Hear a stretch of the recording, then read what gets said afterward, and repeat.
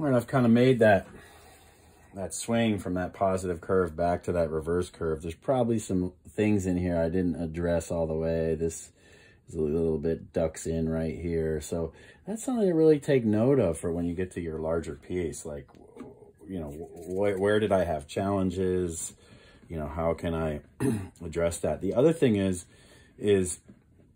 I like to keep these coil pots, even the big ones, as I'm working on them. The place where I'm working is about chest high, if not even a little bit higher.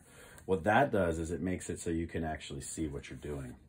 If you have your piece really super low, I mean, sometimes that's necessary, but what I'm getting at is you don't want to be like on top of this thing, trying to work on it. You want to be next to it. You want to be able to see it. That way, your body and your sense of touch can kind of react to what your eye is seeing and kind of say, oh, I want this to go out here. I need this to go up here. I'm having an issue right here. Whereas if you're just kind of sitting on top of it, you know, you're not going to see much.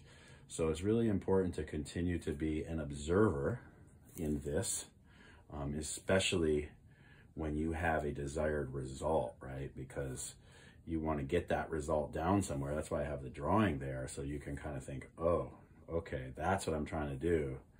This is what's happening. How do I adjust to get to what I want to do?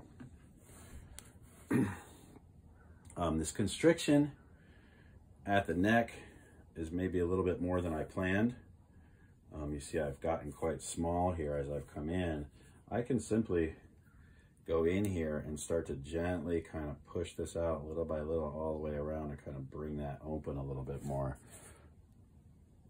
Now, ideally, I would have been on top of that, but, you know, also talking and communicating while doing this is a whole nother thing. But see, I'm using my pinky to kind of come in here and push these things out a little bit.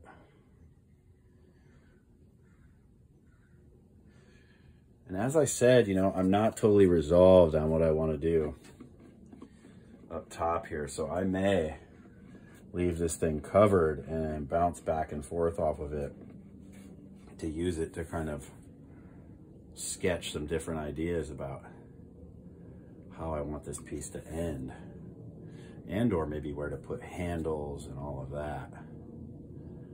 All right, so I think this will be the last video for this section. Remember to ask questions if you have any, and just take your time and kind of have fun with working with clay at home. All right, obviously it's not resolved, but like I said, I'm probably gonna test some ideas up in this area, this region. All right.